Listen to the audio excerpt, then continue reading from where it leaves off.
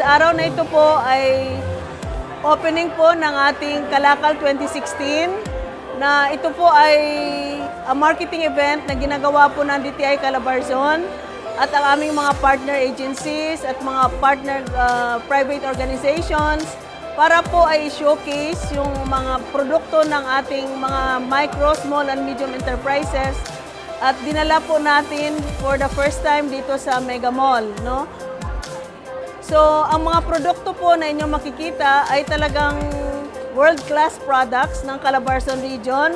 Ito po yung mga handicrafts na made of water lily, made po ng bone china ceramics, at marami pa pong arts and crafts that you can only find here in the Calabarzon region.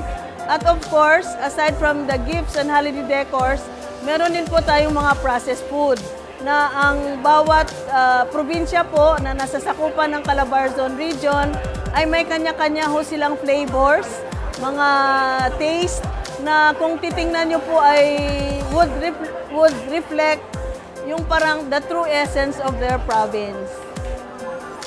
Pinifeature din po natin yung mga women projects natin. Ang tawag po natin dito ay Great Women, no?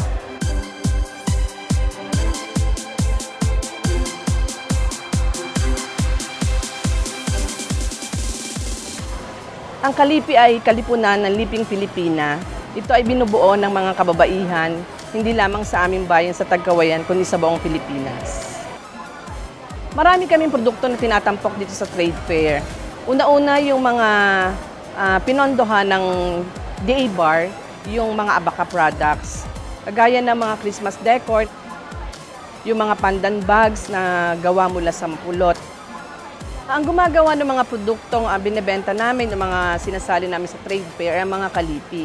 Pero hindi lang sila yung gumagawa nito. Ang mga kanilang mga asawa ay kasama na rin sa paggagawa ng mga produkto, kagaya ng mga basket. At yung mga materyales nilang ginagamit ay kinukuha ng kanilang mga asawa para matulungan sila sa paggagawa ng aming mga produktong binibenta. Napakalaking suporta na binigay ng DA Bar sa aming mga kababaihan sa Tagkawayan. Marami na po kami natanggap sa DA Bar na suporta. Katulad na lang po ng pagpapatraining, seminars, natuto po kami. Dati po ay kami ay nasa bahay lamang ng mga kababaihan. Katulad ko po, ako po ay walang trabaho. Nung magkaroon po ng pa-seminar na tungkol sa Abaca, naging interesado po kami. Kaya ito po ngayon na resulta. Binigyan po niya kami ng pondo para maisayos po namin ang aming proyekto. Nakilala po ang aming bayan, hindi lamang po sa Quezon, kundi po sa buong Pilipinas. Sa pamamagitan po ng DA Bar, sa pagsali po namin ng trade fair, nakikilala po kami.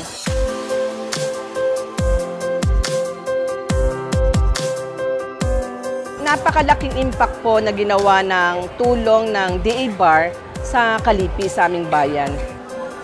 Ang una kong ihahalimbawa sa iyo ay yung mga pandan bags na nasa likuran ko. Nung una kasi, ito ay binebenta sa napakababang halaga. Kumbaga yung mga bags, hindi pa namin nabibigyan ng mga design, napakamura nilang binebenta. Ngunit sa pamamagitan ng mga trainings namin ibinigay sa DA Bar, pagsali sa trade fair, na-improve nila yung proyekto ng pandan bags. So, naibebenta na nila ito sa magandang presyo.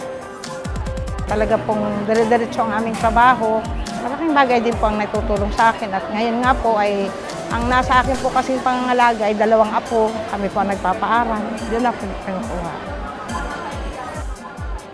So, kaya yun ang napakalaking tulong ng mga kababaihan sa kanilang mga asasawa pagdating sa pangkabuhayan. Ako po'y nagpapasalamat. Katuwang ko po ang aking kabiyak, si Mayor Jojo Frondoso sa DA Bar, sa pamamagitan po ni Director Nick Ilyasar, sa tulong po na binigay po sa aming bayan, sa mga interesado pong makilala yung aming mga produkto. Kami po ay nasa bayan ng Tagkawayan. Ang aming pong training center ay matatagpuan ninyo sa likod po mismo ng munisipyo ng aming bayan. Ito po yung tinatawag namin Kalipi Training Center.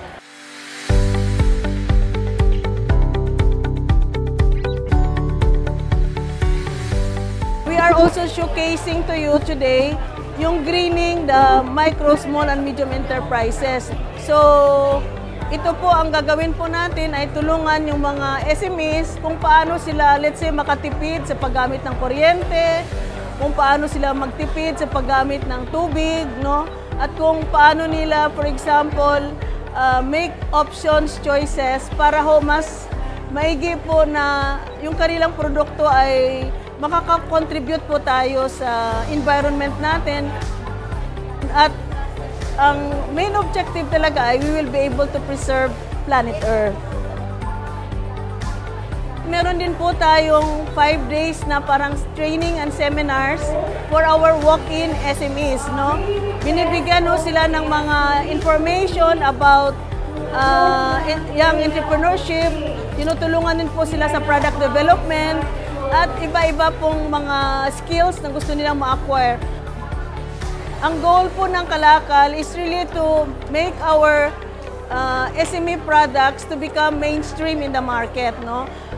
Trade fair is just a platform to market test their products. So once the main buyer or the institutional buyers are interested, that's the time that we will have continuous orders.